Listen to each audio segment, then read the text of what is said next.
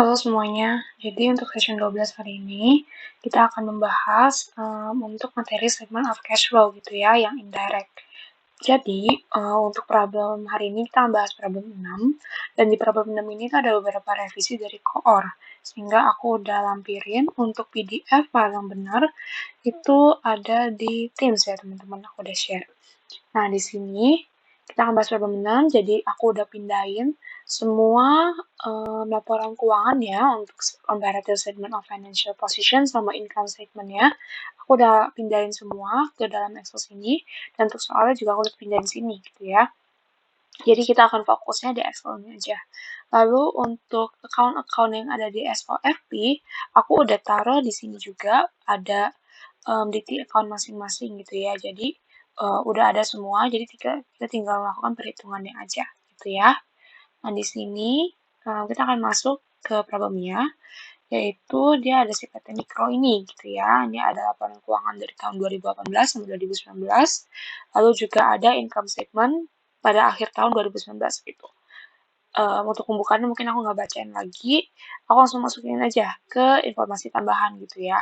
Intinya, kita diminta untuk membuat statement of cash flow pakai indirect method pada tahun 2019 gitu. Nah, kita akan membahas pertama kali itu untuk yang nomor 1. Nomor 1 itu informasi tambahannya. Oke, ini aku. Nah, pada awal tahun 2019, Pikoko mengumumkan dan membagikan dividen tunai kepada pemegang sahamnya sebesar 60 juta. Oke, kita lihat di comparative statement of financial position, Pikoko kita ada 25%, gitu ya. Jadi kita harus perhitungin nih, revenue sama dividennya berapa gitu. Nah, dia cuma bilang sini mengumumkan dan membagikan dividen kepada para pemegang sahamnya.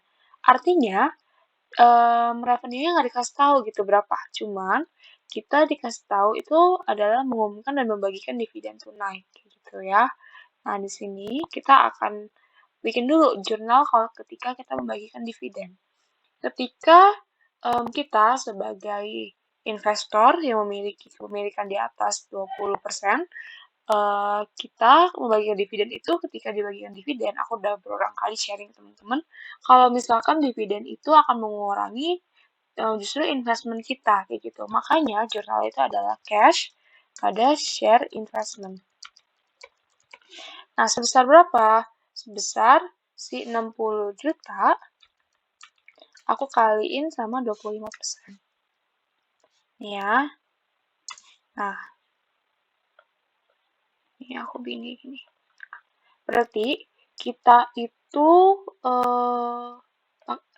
dividen yang dibagikan itu sebesar 15 juta gitu ya. Itu yang dibagikan.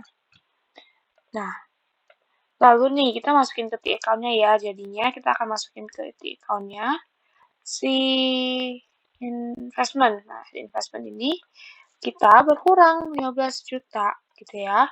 Artinya kita masih sisa berapa nih? Sisa 70 juta. Tapi di akhir tahun 2019 jumlah investment inti Koko itu adalah 80 juta.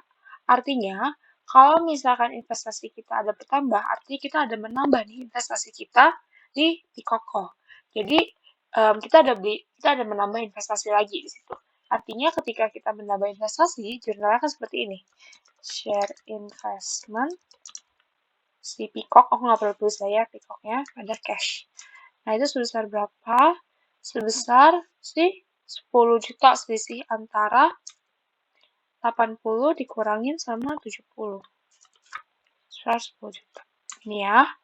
Berarti ini aku masukin share investment dan udah selesai. Berarti investasi in Pikoko kita udah selesai nih, udah balance hasil akhirnya gitu ya. Nah, berarti nanti yang perlu kita masukin ke statement of cash flow itu yang ini dan yang ini. Oke. Nah, lanjut. Kita lanjut ke bentar. Oh, kita lanjut ke nomor 2 ya. Lanjut ke nomor 2. Nomor 2 sini Nah, ini tapi aku tambahin sini. Belum juga ternyata. Nah, ini ya. Pada 1 Juli 2019, perusahaan menambah luas lahan parkir. Oke, lahan parkir itu berarti land improvement gitu ya. Kan kita punya tanah, dikembangin jalan parkir, itu berarti tanahnya ada improvement. Jadi lumayan dan improvement. Setelah 200 meter persegi. Sebesar 68 juta. Pendanaannya berasal dari penerbitan saham biasa. Atas transaksi ini, share premium ordinary bertambah sebesar 4 juta.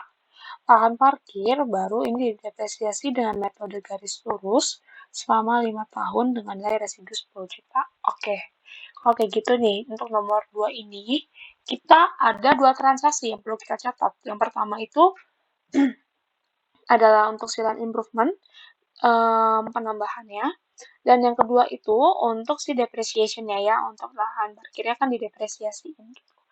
Nah, jadi pertama kali di sini berarti land improvement pada share premium, dia akan bilang share premiumnya bertambah.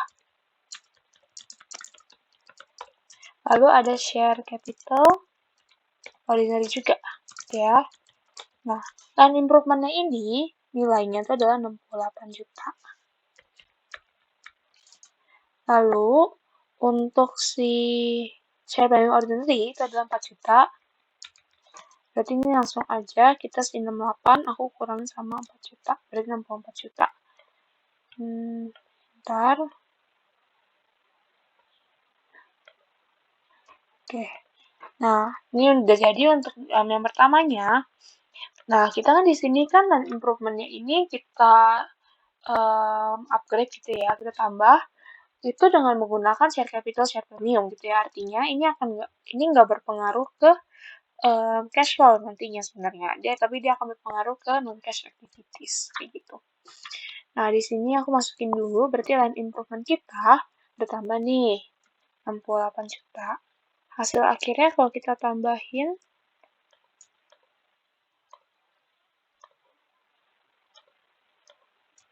udah sama 319 juta ya.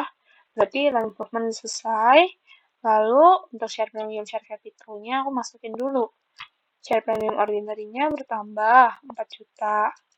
Lalu share capital ordinary juga bertambah 64 juta. Ini kalau aku jumlahin masih 368 juta nih.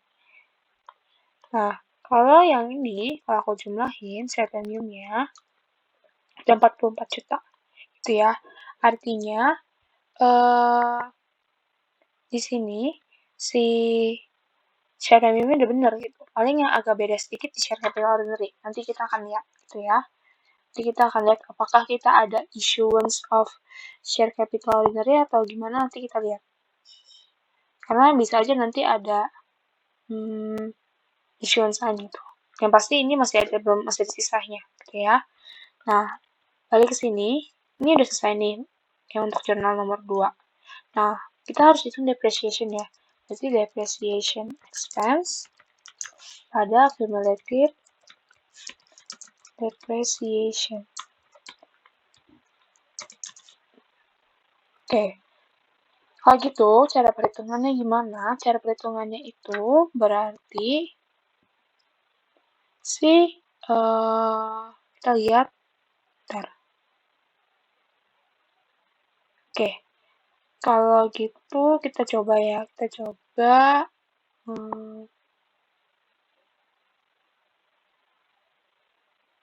Oke. Nah, kita lihat di sini. Kita lihat di land improvement ini itu ada selisihnya antara 77 juta 800 dan 48 juta. Ini bisa langsung kita catat aja sih sebenarnya langsung aja catat selisihnya.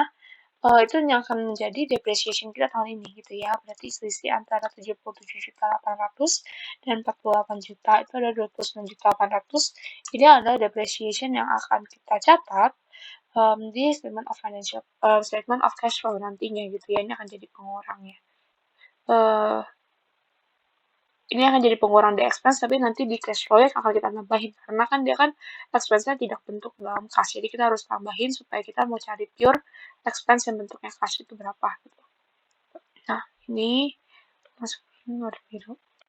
Oke. Sampai nomor 2 udah, kita lanjut ke nomor 3. Untuk nomor 3 ini kita lihat, bentar ya, copy dulu.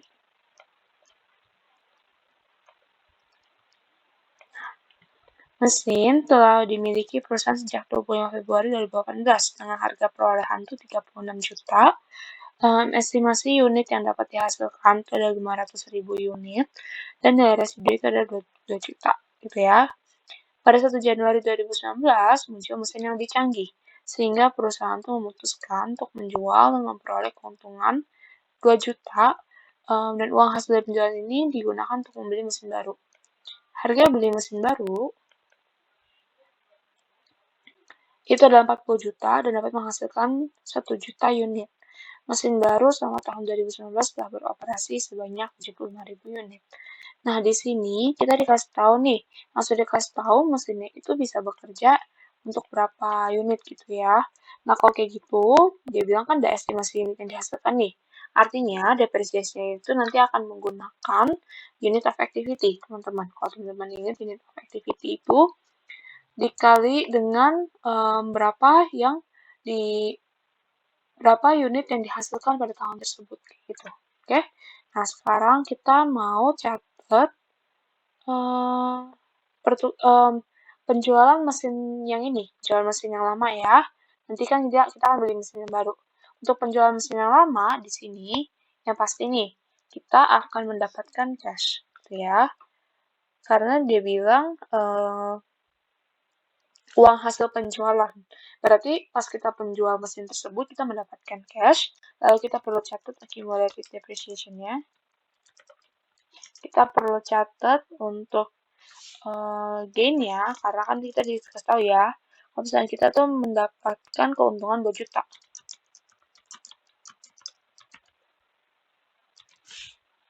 Gain on sale of machine, habis itu terakhir mesinnya sendiri yang kita akan hapus. Oke, berarti mesinnya itu nilainya itu adalah 36 juta. Lalu kita dapat untung itu adalah 2 juta.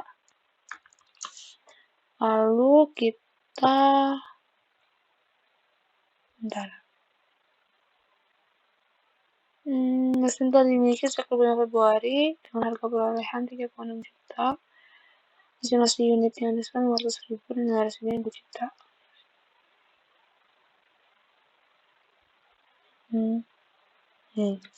Oke, kalau kayak gitu kita lihat untuk cash-nya itu yang pasti kita dapatnya itu. Nah, berarti artinya nih mesinnya kan kita jual itu senilai 36 juta. Artinya si 36 juta ini kita jual habis gitu ya. Intinya kita punya mesin 36 juta, artinya kita jual habis nih 36 juta. Jadi saya 0 gitu. Kita udah nggak ada lagi gitu ya.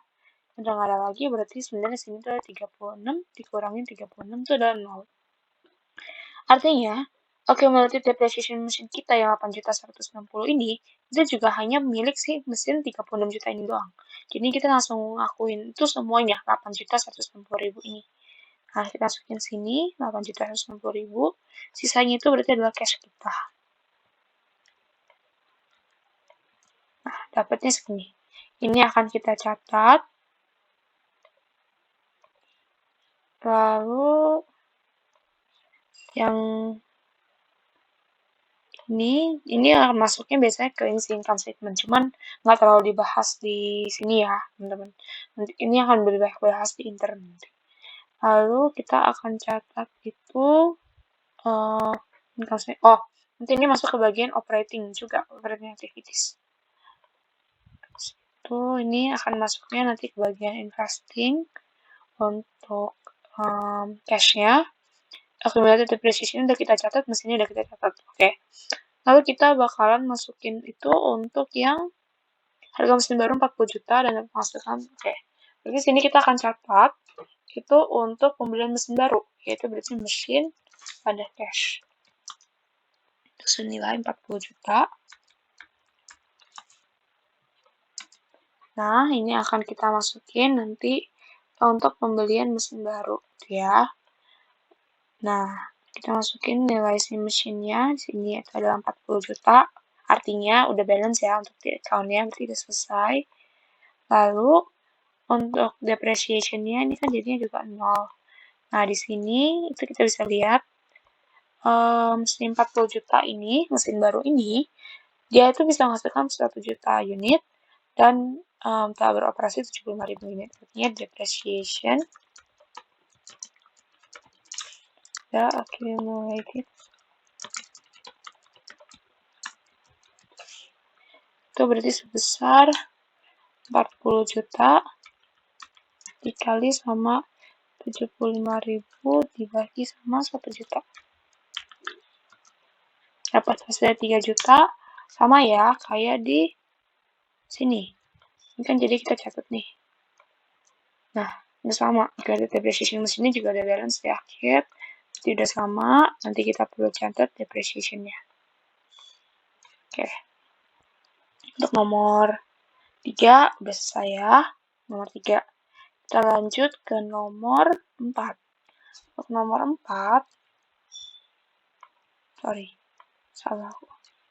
Nah, ini untuk nomor 4. Perusahaan juga menghapus piutang pelanggan sebesar 4 juta.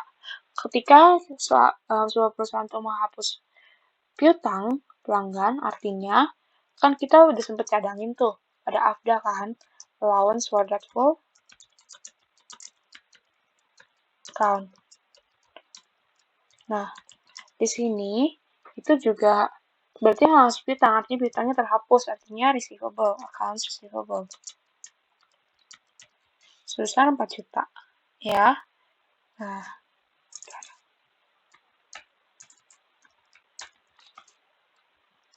kayak gini.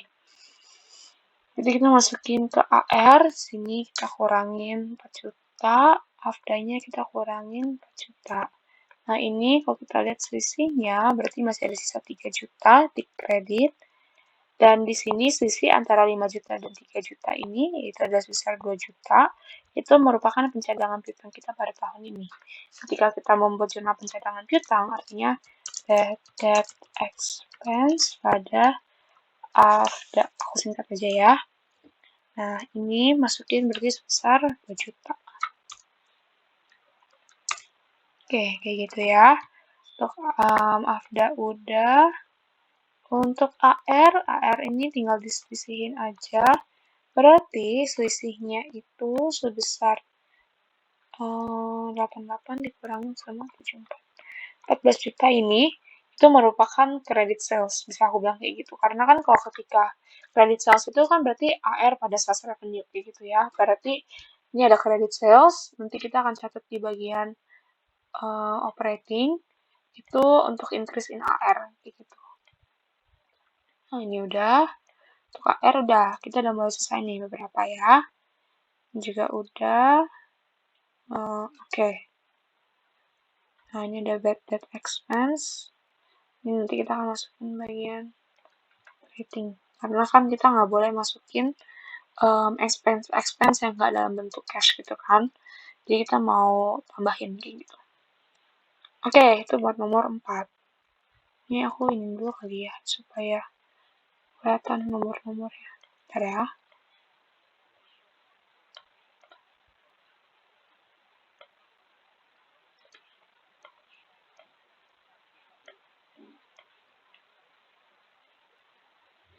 Oke. Dah. Nah, kita lanjut ke nomor 5. Ya, teman-teman, lanjut ke nomor 5.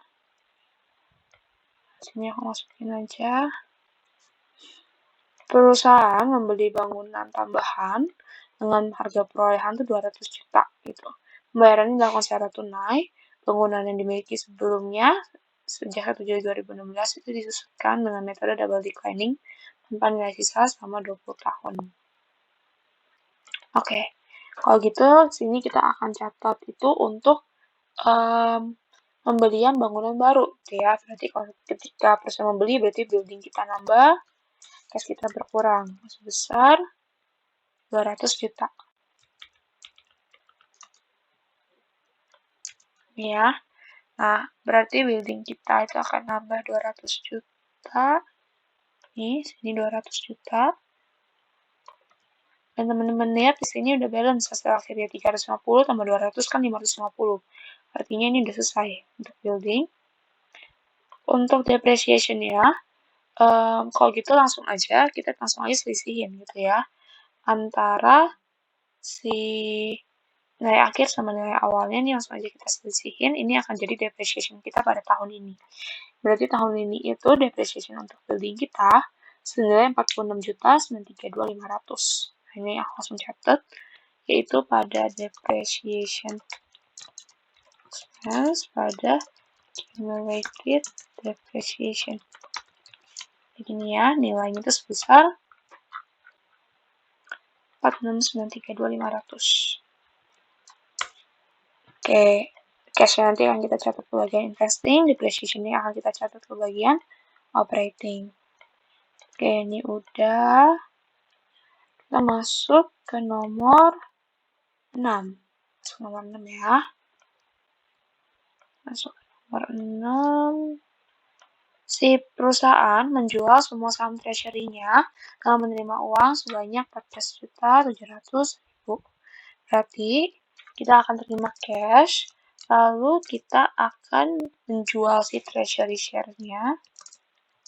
Oke, silakan keseluruhan. Berarti cash-nya aku langsung masukin dulu aja, yaitu senilai 14.700.000. Lalu treasury share-nya itu senilai 4 juta. Ya. Nah, berarti ini share premium, sorry. Bukan, harusnya nih si 19.200. Oke. Berarti masih ada selisih nih ya antara cash sama ininya. Aku masukin di sini itu adalah share premium. Premium treasury. Nah, kita masukin. Terus nilai si 4 juta ini, kalau sekarang kita lihat nih, ini kan treasury share-nya 19.200.000. Tetapi cash sama share premiumnya ini baru 18.700.000. Berarti masih kurang. Kurang berapa? Kurang 500.000. 500.000-nya akhirnya kita pinjam ke siapa? Pinjam ke retained earnings. Berarti ini dikurang. Oke, begini ya jurnalnya. Cashnya akan kita catat untuk penjualan share treasury. Itu kita akan catat di financing gitu ya. Ini kan bentuknya financing. Lalu paling aku tinggal masukin aja sih di sini. Treasury share-nya berkurang jadinya 0. Share treasury-nya berkurang juga jadinya 0. Retained earnings kita akan berkurang sebanyak 500.000. Berarti selisihnya itu adalah 80 juta lah ya ini. Ya. Nah, di sini udah. Oke, nggak ada lagi kan ya nomor 6, udah gini doang. Lalu kita masuk ke nomor 7. Masuk nomor 7 ya. Kita nih, sedikit lagi teman-teman. Oke, sedikit lagi. Nomor 8, nomor 9 nih, sedikit lagi. Untuk nomor 7. Oke. Nah, perusahaan punya bonds payable gitu ya. Dan mereka akhirnya melunasi bonds payable ini yang harga parnya yang dimiliki pada harga parnya dengan menerbitkan saham biasa. Saat transaksi terjadi di pasar, berarti par sama dengan fair value gitu ya. Selain itu, juga terdapat bonds payable baru yang diterbitkan oleh perusahaan pada tahun 2019 dengan nilai nominal itu 35 juta. Utang wesel ini telah dimiliki ada informasi juga, ada utang wesel juga telah dimiliki sejak 1 November 2018 dan jatuh tempohnya itu pada 2019. Oke gitu. Kita lihat sini berarti kita mau melunasi bonds payable yang dimiliki. Berarti di sini kita lihat bonds payable kita itu punya 75 juta dan kita mau lunasin semuanya. Berarti bonds payable di debit dan dia lunasin dengan apa? Dengan menerbitkan saham biasa. Jadi share capital ordinary. bonds payable-nya itu kita masukin nilainya adalah 75 juta. Lalu untuk share capital ordinary-nya berarti juga 75 juta. Nah, tadi kan share capital ordinary kita masih belum balance ya. Masih kurang nih gitu ya. Kita masukin sini 75 jutanya. Dan kalau kita lihat, ini kita tambahin. Itu udah sama hasilnya, 443 juta. Berarti untuk share capital ordinary udah selesai. Untuk share premium juga tidak selesai ya. Lupain. Bonds payable-nya di sini kita berkurang 75 juta. Berarti jadinya nanti 0. Lalu kita langsung masukin aja si mana nih? Oh, bonds payable baru yang diterbitkan. Artinya kita kalau ketika menerbitkan bonds kita akan terima cash pada bonds payable sebanyak 35 juta. Nantinya akan masuk untuk bonds ini akan masuk itu ke financing ya untuk si cashnya ini. Nanti aku masukin dulu. Lalu bonds payable-nya akan bertambah 35 juta. Nanti udah balance juga untuk hasil akhirnya sama 35 juta. Oke, bonds payable udah aman. Nah, nggak sampai situ aja.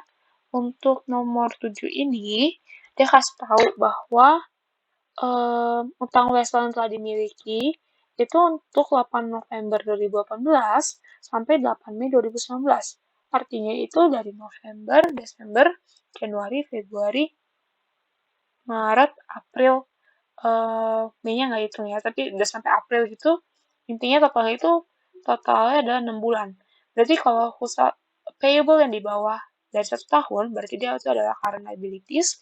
Current liabilities berarti si notes yang itu adalah current liabilities, nih short term.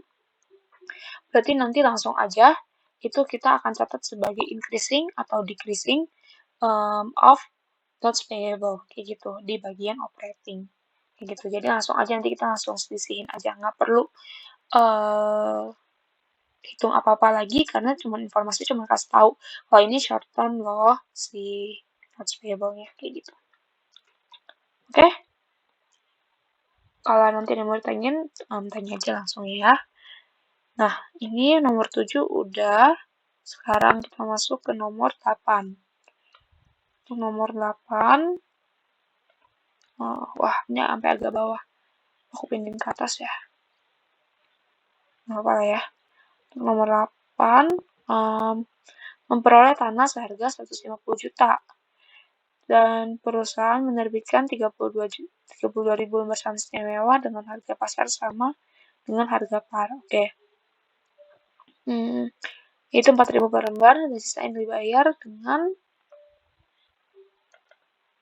uang tunai. Oke. Berarti di sini si perusahaan mau nih beli tanah 150 juta gitu ya. Tapi dia nerbitin saham istimewa yaitu preference share dan dia juga nerbitin sisanya itu menggunakan uang tunai. Berarti kalau gitu caranya seperti ini dong. Dia beli land, dapat land, dia terbitin share capital preference. Lalu dia juga akan mengeluarkan uang cash. Landnya itu nilainya itu adalah 150 juta. Lalu share capital preference-nya berarti 32.000, aku kaliin sama 4.000. Sisanya itu menggunakan cash. Nah, nanti ini akan kita catat di bagian investing ya, dia membeli tanah soalnya. Oke, aku masukin dulu ke sini. Landnya bertambah 150 juta. Kalau kita tambahin udah balance, berarti land udah aman. Lalu, ini improvement juga udah aman deh, aku lupa ini. Share capital preference ya. Share capital preference di sini tadi si 32.000 kita kaliin sama 4.000. 128 juta, kalau kita tambahin udah balance juga hasilnya, berarti share capital preference sudah aman untuk di account-nya. Untuk share premiumnya nggak ada perubahan, artinya udah aman juga. Oke, kita lanjut. Treasury udah selesai juga tadi, lupa aku iniin. Oke, kita udah mulai selesai nih semuanya satu persatu ya, kita udah mulai selesai. Terakhir, nomor 9. Oke, pada akhir tahun 2019, perusahaan itu mengumumkan dan membagikan laba. Oke, kita ambil dari mana? Kita ambilnya itu dari income statement. Berarti kita akan closing net income kita, yaitu pada income summary, pada return earnings.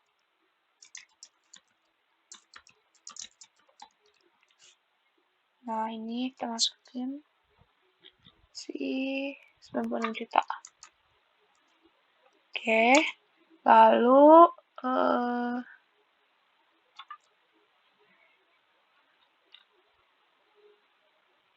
kita masukin ke account dulu untuk return earnings, berarti dia nambah sini ada 96 juta. Ya, berarti kalau dijumlahin itu si 80 tambah 96 dikurangi 100, berarti di sini kita ada mengumumkan, kan ada mengumumkan dan membagikan lah, Mbak. Kayaknya maksud di sini itu adalah mengumumkan dan membagikan cash dividend deh, kayaknya ya menurut aku. Karena ketika return earnings berkurang, itu artinya ada membagikan dividen, gitu. Kalau return earnings berkurang itu artinya ada membagikan dividen. Artinya di sini aku langsung masukin aja, berarti 76 juta ya dividen yang dibagikan. Ketika mengumumkan dividen, pembagian dividen cash, itu berarti kan cash dividen pada dividen payable. Kayak gini kan. Ini berarti nilainya itu adalah 76 juta. Ini juga 76 juta. Ketika si dividen payable-nya itu dibayarkan, membagikan, berarti dividen payable pada cash. Ya dong, kan yang dibagikan cash gitu ya. Senilai 76 juta. Nah, si cash dividend ini perlu kita tutup. Kita tutupnya kemana? Kita tutupnya ke return earnings. Berarti return earnings pada cash dividend sebesar 76 juta. Senilai inilah. Ini, oke. Nah, ini ada pembayaran dividen. Nanti kita akan masuk pembayaran dividen itu ke bagian financing. Nih, bagian financing ya. Ini udah aman semua. Oke. Ini aku tutup. Oke, untuk jurnal kita udah selesai semua. Paling kita lihat lagi ke bagian di account. Return earnings sudah selesai. Nah, franchise. Ketika intangible asset mulai berkurang, berarti dia ada amortisasi gitu ya. Ini amortisasinya. Udah selesai juga. Untuk franchise. Prepaid advertising dia berkurang, berarti nanti juga kita harus masukin. Nah, teman-teman, mungkin aku remind lagi kali ya, kalau misalkan nanti di ujian, sebenarnya kayaknya nggak terlalu penting untuk bikin account gini, malah jadi waste of time. Jadi, kalian bikinnya dari bentuk catatan, aku nggak apa-apa sih, yang penting bikin format untuk si statement of cash flow-nya aja, gitu. Sorry. 40, 36 berarti berkurang, ini 38, 42 berarti ditambah nih inventory-nya. Ini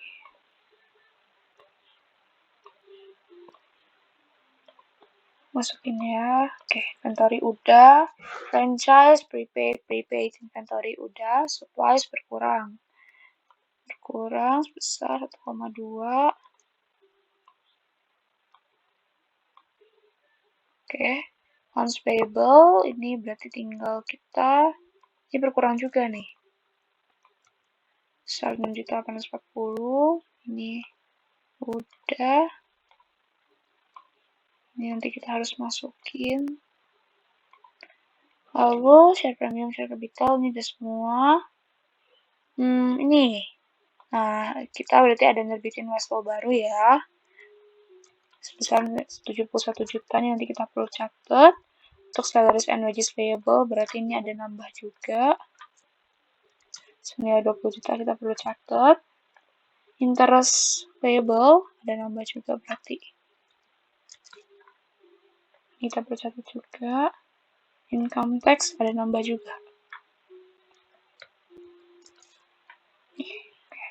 Kita catat ya. Ya, berarti kita ada semua. Untuk di account-nya kita udah perhitungin semua. Oke. Nah, kita bisa mulai masuk ke bagian statement of cash flow-nya gitu. Ya.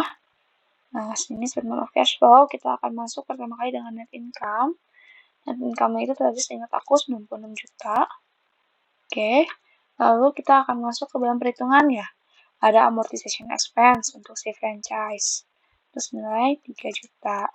Lalu ada depreciation expense. Depreciation-nya ini kita catatnya itu dari yang nih. Nih, kita tambahin sama ini. Tambahin sama ini. Tambahin lagi ada nggak ya? Ada ya. Tidak. Udah, untuk 3 itu aja. Nilai 79.732.500. Cara mereka berdua ini bentuknya expense, tapi yang bukan non-cash. Artinya kita harus tambahin ke net income kita kembali. Kenapa? Kan kita sini mau carinya yang pure, jadi expense yang kita bayarkan menggunakan kas itu berapa. Kayak gitu. Dari sini tambahin lagi. Gain on sale. Gain-nya ini kita harus kurangin gitu ya. Ingat, gain on sale. Ini sifatnya mengurang. Nih, 2 juta. Lalu bad debt expense itu juga non-cash, itu sebesar 2 juta. Decrease in prepaid advertising. Oke, prepaid advertising decrease 2 juta. Prepaid rent juga decrease. Itu sebesar 4 juta. Inventory increase artinya mengurangi. Cash kita 4 juta. Decrease in supplies. Ini. Lalu increase in accounts receivable. 11 juta gitu ya. Nah, kalau misalkan accounts receivable kita increase, artinya kan ini credit sales kita gitu ya. Berarti kita nggak dapet cash gitu. Kita nggak dapet cash. Jadinya ini kita harus kurangin gitu. Karena kita mau cari untuk salesnya sendiri. Itu sebenarnya kita mau cari itu yang cash sales only gitu. Makanya di sini si AR-nya kita akan kurangin kayak gitu. Nanti teman-teman mungkin bakal lebih nggak nanti di inter 2, cuman konsepnya seperti itu sama aja. Kalau di indirect method ini kita jabarin semua, kita jabarin. Kalau misalkan di inter 2 nanti itu lebih ke diklasifikasiin gitu. Cuman sama aja kok. Nah, kalau payable increase artinya menambah ya. Berarti ini tadi itu siapa sih? Notes payable. Notes payable-nya itu si 71 juta. Lalu salaries and wages itu yang 20 juta. Lalu interest 7417. Lalu income ini yang 8 jutaan kayaknya tadi. Ya. Sama terakhir decrease. Kalau decrease artinya kita ada bayar hutang. Itu senilai 6.840. Oke. Berarti ini tinggal aku jumlahin aja semuanya. Dapat hasilnya 172.360. Berarti tinggal kita tambahin sama net income, dapat net cash provided by operating activities senilai 268.360. Nah, tadi kan kita juga ada dividen revenue gitu ya. Kita dapat revenue dari nih, kita dapat cash nih 15 juta. Walaupun investasi kita berkurang, tapi kita dapat cash yang 15 juta. Purchase. Kalau purchase artinya akan mengurangi cash kita, yaitu 10 juta. Sale of machine, berarti kita dapat uang. Itu 90.840. Lalu kita membeli mesin. Jadinya itu berkurang duit kita lagi senilai 40 juta. Ya. Purchase of land, kita masuk. Purchase of building, sorry. Purchase of building dulu. 200 juta. Ini minus juga, sorry. Lalu purchase of land, artinya kita keluarin kas juga, minus juga. Nih, 10 juta. Oke. Berarti net cash used by investing activities itu adalah 227.160 minus use ya. Kalau plus dia provided, kalau minus itu dia use. Ini udah. Lalu kita masuk ke bagian financing. Ini cash flow from financing activities. Di sini berarti sale of treasury shares-nya itu adalah sebesar 14.700.000. Lalu kita dapat uang dari issuance of bonds payable, dapat 35 juta. Dan terakhir kita ada membayar dividen, ya. Yang terakhir tadi itu membayar dividen senilai 76 juta. Berarti ini tinggal aku sum aja. Nah, ini juga minus. Harusnya ini berarti net cash use. Oke, begini ya. Nah, ini kita tinggal jumlahin aja semuanya langsung. Berarti ada increase-nya itu senilai 14.900. Beginning kita, cash beginning kita itu senilai mana nih? Beginning kita 15.100. Increase in cash berarti akan menambah. Ini kalau kita jumlahin hasil akhirnya 30 juta. Sudah balance ya teman-teman dengan ini 2019 nih, sudah balance. Jadi udah balance semua. Ini juga ada notes. Nah, jadi untuk pembahasan kita hari ini untuk cash flow segitu aja dari aku. Mungkin bisa disiapin kayak giniannya gitu kali ya buat ujian nanti gitu. Mungkin dari aku segini aja. Pada session 13 dan 14 kita akan bahas financial statement analysis. Itu nggak sesulit cash flow kok. Itu tapi kita harus hafalin rumus-rumus gitu aja. Sekian dari aku. Thank you teman-teman udah dengerin video ini. Semoga dapat membantu kalian dalam pembelajaran. Thank you semuanya.